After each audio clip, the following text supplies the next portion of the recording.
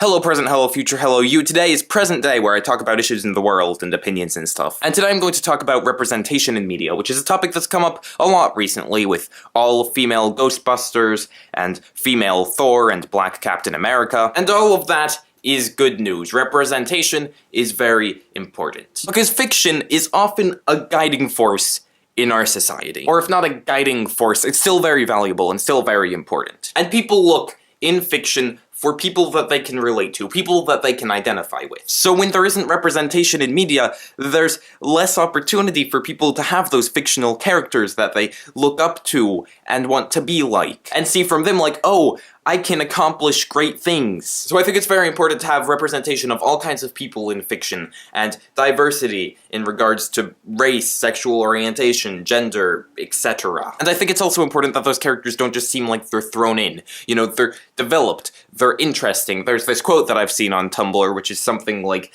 it's not about writing strong female characters, it's about writing interesting female characters. It's important to have all kinds of people being all kinds of people, instead of just being defined by their race, gender, etc. stuff. And the two most common arguments that I hear against representation in media, ironically, are it's fiction and it's supposed to seem real. So I'm gonna respond to both of those. The it's fiction argument is that it doesn't need to represent everyone that there is in real life, because it's meant to be fiction. It's supposed to be just telling a good story. And the problem with this argument is that it makes it sound like to tell a good story, it has to revolve around straight cisgender white men, which just isn't true. I think the most interesting stories are going to be the stories that have the most interesting characters, which means having all kinds of characters. And then the other argument I hear sometimes is that it's supposed to be like real life, and in real life, I've heard this argument frequently. It's just occurring to me that I actually